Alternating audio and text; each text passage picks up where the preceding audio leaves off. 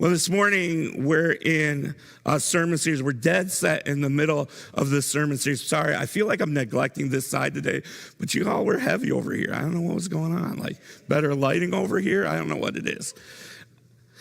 We're in the middle of this sermon series that we started several weeks ago called Nemesis. And in this sermon series, we've really been looking at some of the nemesises in our lives. Because the truth of the matter is, for every Harry Potter, there's a Voldemort. For every Batman, there's a Joker. For every Superman, there's a Lex Luthor. And my personal favorite, for you Mean Girl fans, for every Katie Heron, there's a Regina George. There's somebody or something keeping them from living the very best life that they could have.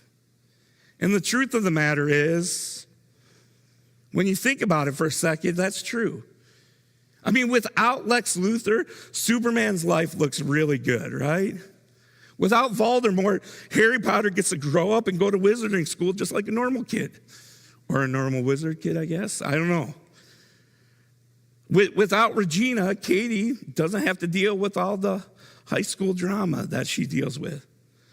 And while all those examples are from comic books and movie worlds, the truth of the matter is, there are things in our life that keep us from living the very best life that God desires for us, that He prepares for us.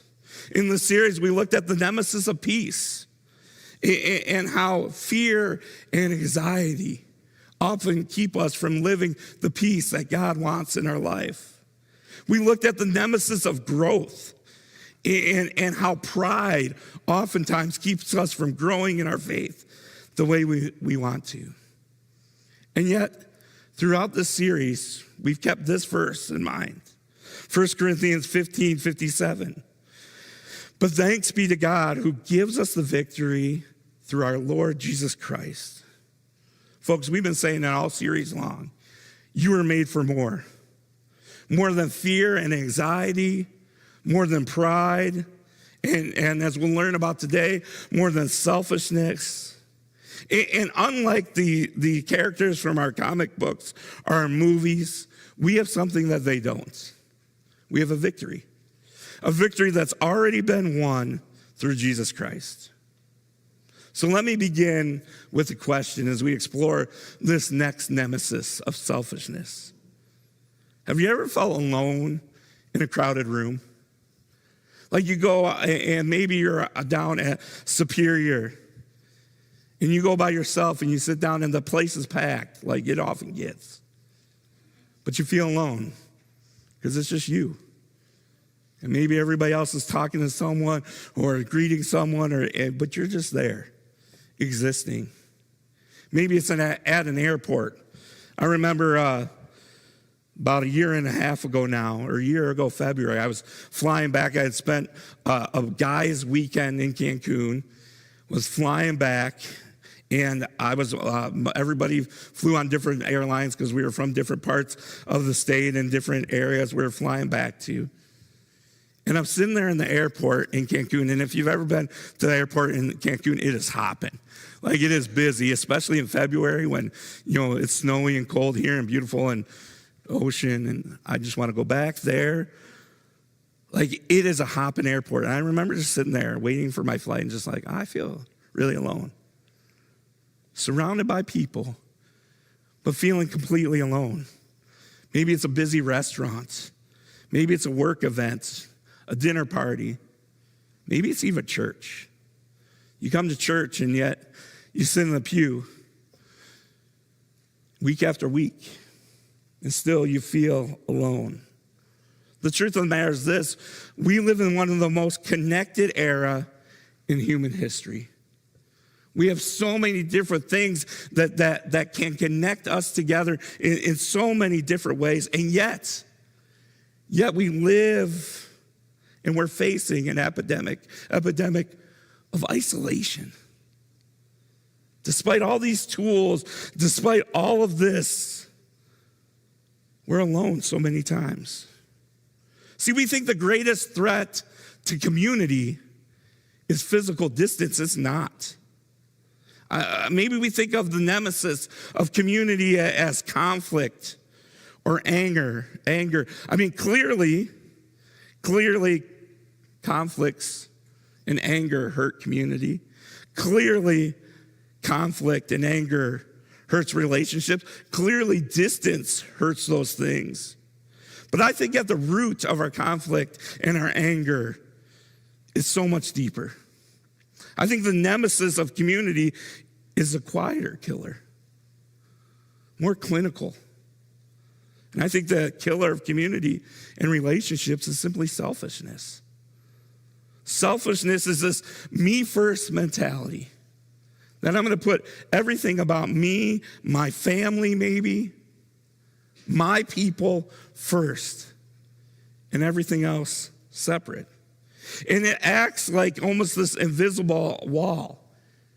This mentality of selfishness, it allows us to be near people without ever being with them. I'm guilty of this way more than I should be. In fact, one of the things that, one of the areas that I'm really working on in my life is to be where my feet are. Because I think what happens is I get in places and I get in situations and my mind starts going other places and makes it about me. So it might mean I'm getting on my phone. It might mean I'm not listening. But I get to this place where I'm surrounded by people, and yet my selfishness keeps me from building the community that God so desires. When my needs, my schedule, my feelings are at the center of the universe, everyone else becomes simply a satellite in my world. And yet that's my story, but I also think it's many of your stories too. Because the truth of the matter is, if we begin to see our lives like a movie, what do we usually do? We make ourselves a star. Right? Everybody else is just other people and playing other roles. Some of you have bigger roles. Some of you have smaller roles. But you're getting the supporting actor and actress award. You're not getting the lead role. That's my role. Last night was prom night. And I had the opportunity, it was just me and my daughter, Mia most of the day, my 7-year-old, because Ayla was doing what girls do to get ready for prom. I don't ask a whole lot of questions, by the way. I just go with it and write the checks and give the credit card out. But me and Mia were together most of the day, and we had a whole lot of fun. We did all sorts of things. We went to parks and playgrounds, spent time with friends, left mini Jesuses all over the place. Sorry, Eva, all over the place. But at the end of the day, we got home, and Mia wanted to watch a movie. She wanted to watch Hopper. Now, it was $29.99 on Amazon. I knew that. I didn't want to spend the money, so I was like, I didn't see it, which is true. I didn't lie to her. I just didn't go into Amazon. I didn't see it. Instead, we watched this other movie on Netflix because it also had little creatures in it. And I was like, this is the same thing, right? So we're watching this movie called Swapped. And it's this cute movie on Netflix. It just came out a couple days ago. Highly recommend it, by the way. I highly recommend it. And Mia falls asleep about 10 minutes into the movie. Guess who watched the whole thing? Right here. Right here. Like, I'm just engaged totally in this movie. And the whole time I'm watching, I'm like, how'd the writer get the advanced copy of my sermon? Like, it is my sermon to a whole. So I'm giving you some instructions. Go home, and if you have Netflix, watch this. If you don't have Netflix, call your kids. They have it. You can steal it for a day. I promise you, you'll be all right with it. Did I just say steal in church? Sorry. But this movie, it's really cool because it really like takes the same themes, even as I'm talking about today. In this film, there's these little characters. They're ones that like, I don't even know what he is. He's like a thing, rodents. I don't know. And then the other one's like this fancy bird. But they had, and then there's other things. There's like these fish, there's a giant, I don't know. There's all sorts of cool animals in there. But every single one of these animals is looking for their own survival. We know what that feels like, don't we? They're so worried about their own survival. And suddenly, every other animal in the movie becomes an enemy of them because they're also worried about their own survival. The little rodent guy, he needs these little nuts to eat. Well, the birds discovered they can eat them. And so now the little guy can't survive because the bird is eating all of his things. And so they have to figure out how to get rid of the birds. Well, the birds are worried about these other animals, which are trying to eat them. And then there's these snake things. And it's a good family-friendly film, by the way. Everybody is trying to survive on their own. And here's the truth of the matter. You can't build a bridge to someone else if you're too busy building a monument to yourself. Like if we're too busy worrying only about our own survival, we can't build community. If we're so busy worrying about our own wants, our own needs, our own desire, our own survival, we can't build the bridge to people outside of ourselves. Whatever ourselves might look like. And here's why this is important. You were made for more. You were made for more than just the selfishness of yourself. You were made for community. We've been saying all along that we were made for more. That's been kind of the theme song we'll sing at the end of this whole sermon series is just, you were made for more. You were created for something bigger than yourselves, bigger than your own agendas. See, so many times we see those things as the key to the good life, but it's more than that. Remember when God created Adam? He looked at him and he said, wait a minute. Something's missing. I know I didn't use those exact words. But he looked at Adam after he created him. He says, there's just something missing. Now, Adam had it all. He had the good life, right? He lived in this beautiful garden, nature to see wherever, best foods, the best fruits and vegetables that you could ever eat. He had all the animals to entertain him, watching them run around and play and all that type of stuff. Beautiful weather. He had it all. And yet, God looks at him, says there's something missing. In fact, he said, it's not good for man to be alone. See, we were created to be in community. That's the more that you were made for. You weren't made to do life alone. We were made to do life together. Not our own selfish ways and our own selfish desires, but as a community. So how do we do that? How do we get to the bottom of the root of this problem, and how do we remedy it in our life? Because I know that many of us have been trying for a long time to get rid of that, and it's a hard one. We'll be in Philippians chapter 2 today, verses 3 and 4 to begin with, and it says this: do nothing from selfish ambition or conceit, but in humility count others more significant than yourselves. Yes, let each of you look not only to his own desires, but also to the interests of others. Now, I want to break this down to you a little bit because I think Paul, as he's writing this, he's really digging down into kind of the root of this whole problem of selfishness as a whole and how it gets in our way.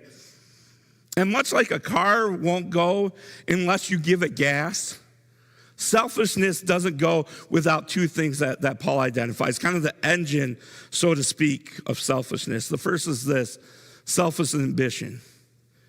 That's the get ahead drive. Now, I want to be very careful there because ambition as a whole, I don't think leads to selfishness. Ambition as a whole isn't a bad thing. To be ambitious, I think it's a good thing. I think it's a healthy thing. It's something we talk about with our kids all the time, don't we?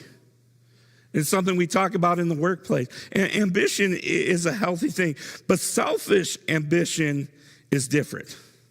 Selfish ambition is this need to get ahead. It's the need to win by making sure somebody else loses. Somebody else or something loses. Even if everyone has to lose, that's selfish ambition.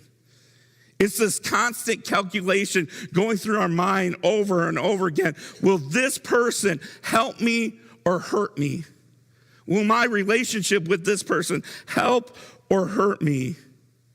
And everything we do in life, every relationship we form is built upon that question and that question alone. How will this person help me or hurt me?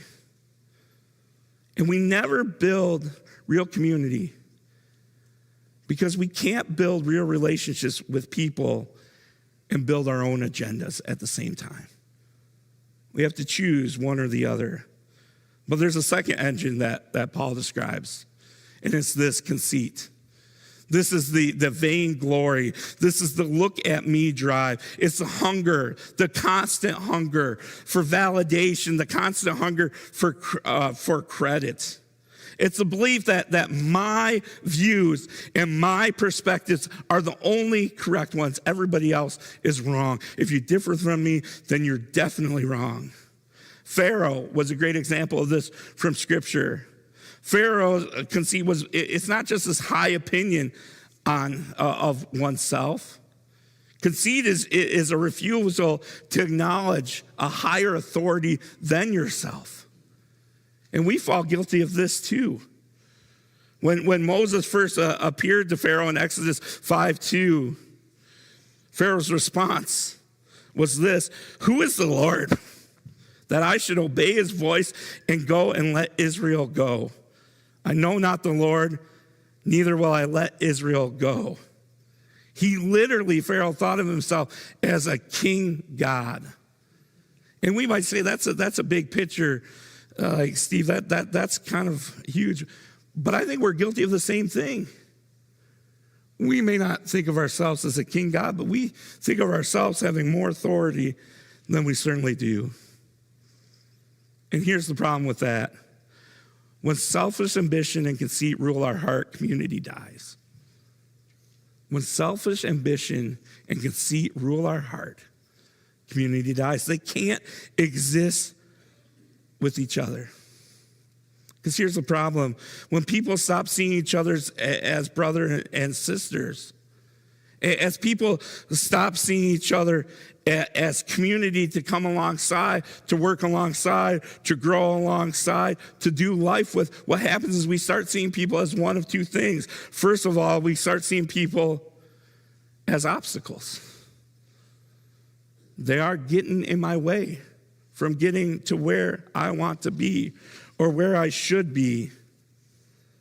In the movie, there's this, the different animals as they're taking care of themselves. The one little guy, he's got this sense of curiosity and he wants to see and get to know and kind of grow and understand the other animals. And his dad calls him in, and the animal type, it's a classic American term, the poco. The poco only worry about the poco. And the truth of the matter is, when we see each other as obstacles, we only worry about ourselves. The Habustas only worry about the Habustas. Or maybe it's the Christians who only worry about the Christians. Or maybe it's the Church of Christ people who only worry about the Church of Christ people or other people from the Restoration movement. Or maybe it's the Republicans who only worry about the Republicans, or the Democrats who only worry about the Democrats, or the hockey moms who only worry about other hockey moms. I don't know what your POCO are, but I think too often we see people as obstacles who are different than us, who aren't part of us, and so we make sure that we keep away from them or we don't form community with them because they're just going to get in our way from getting where we need to be. But then there's another group of people, a group of people that we see as tools to help get us where we want to be. And so we don't build relationships with these people, we use relationships with these people.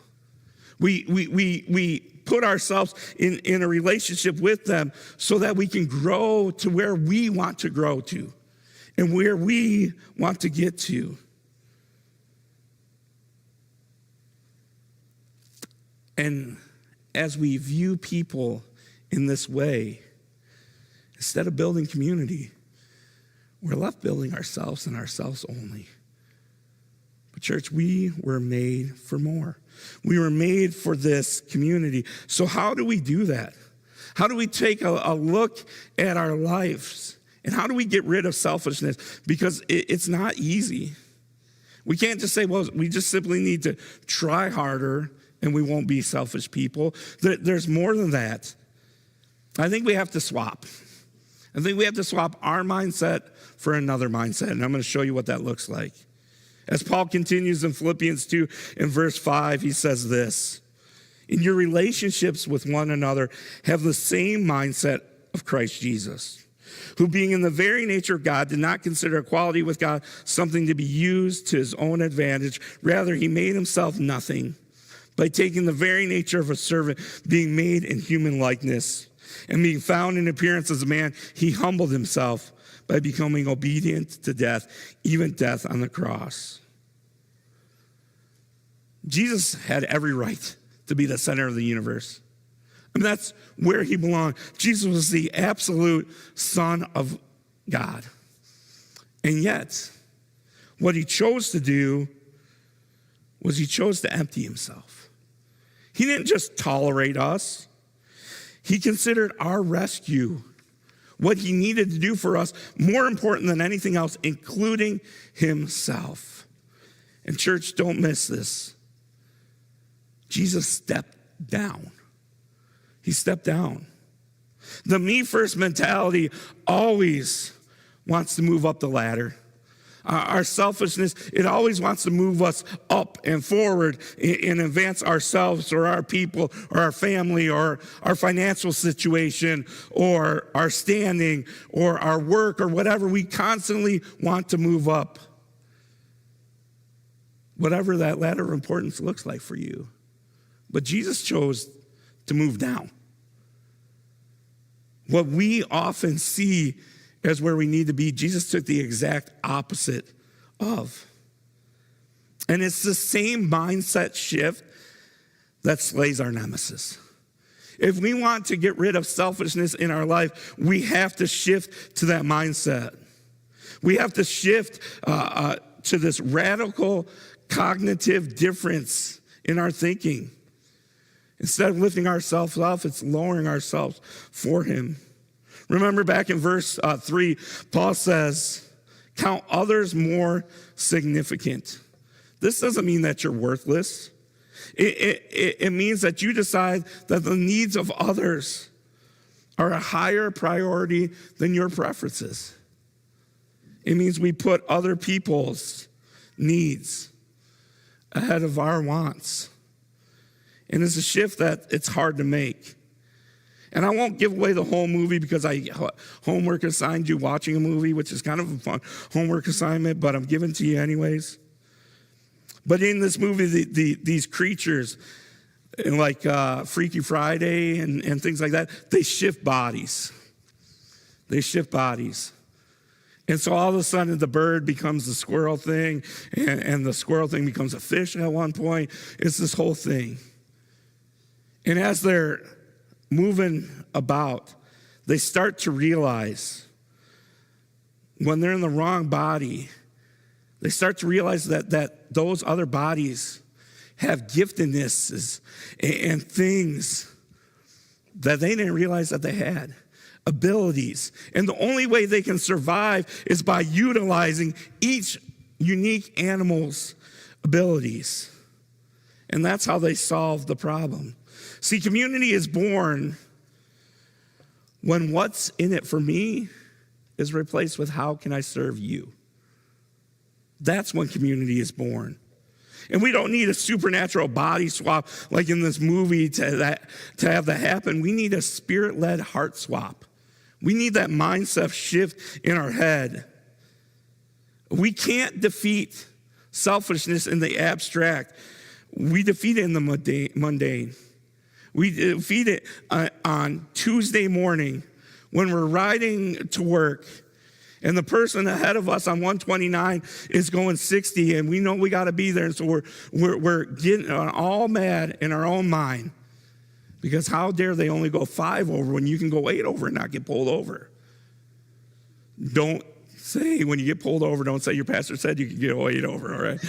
That was a hypothetical. But I think sometimes we get in that place on the Tuesday morning where our own survival is our own most important thing. And we stop looking at other people. So I want to give you an example of what this looks like. An example of what you can do this week in our closing moments here. I'd love for you to identify a low priority person in your life. That doesn't mean, and I know that term sounds mean when you say a low priority person. I just mean somebody you usually overlook. Somebody in your life that you usually don't think about twice. Maybe it's your coworker who talks a bit too long or too loud. Rochard, I know that's probably me. I'm sorry. Maybe it's the neighbor whose name you can't quite remember, but you see them out there playing with their kids. Maybe it's a difficult family member who sometimes you got some leftover energy for, and that's about all that you give them. Find one way that this week to prioritize that person even more. How can you do that? Let me give you 3 real quick ways. As the band comes up here and gets ready to close us, I want to give you 3 real quick ways that you can really prioritize somebody else and help you on that journey. The first is this: listen beyond the clock. Listen beyond the clock. See, most of the time when somebody wants to talk to us, we're looking at our clock and we're going, I got about 30 more seconds and then I got to do something else. Right? Depending on who it is, I might give them more time, might give them less time. Prioritize beyond, or listen to someone beyond the clock. Listen, that person who oftentimes will talk way too much, guess what? They probably need that. They probably live lonely lives where they don't have an opportunity to interact with people a whole lot. And they probably need someone to talk and listen to them. So prioritize beyond the clock. Take off your watch, put your phone in your pocket, whatever you need to do, and just listen. Second way is this. I call it the silent assist. If you have an hour this week, 10 minutes, 15 minutes, take that low priority person and ask them what you can help with. Is there anything that you can help with? And whether you get credit for it or not, assist that person and help that person. Maybe it's a project at work. Maybe it's a neighbor who needs a help rake in their lawn. And then finally, the perspective swap. Ask yourself this: if I were in their shoes right now, what is one thing I would be most afraid of? And then speak truth to that fear. See, so many times people with low priority in our life, they have stuff going on in their life. And what if you could take a moment and just speak truth into their life? I think it'd make a heck of a difference. See, when we prioritize the low priority people in our lives, we're finally walking in the footsteps of the one who prioritized us when we had absolutely nothing to offer him. And suddenly we start building community and relationships with those around us. Because let me tell you this: community isn't a place you find, it's a place you build by laying down your me first selfish attitudes. And when we empty ourselves of our own self-importance, we finally have the room to fill our lives with other people and the love of God. So I'd invite you to stand. We're going to close with a song. And as we close, I just would invite you to examine your own life. Are you caught up in your own selfishness? Are you caught up in not building relationships with other people because you're caught up in your own selfish moments? I want to encourage you, you were made for more. We were made for community, and we can build that community with one another. Let's sing together.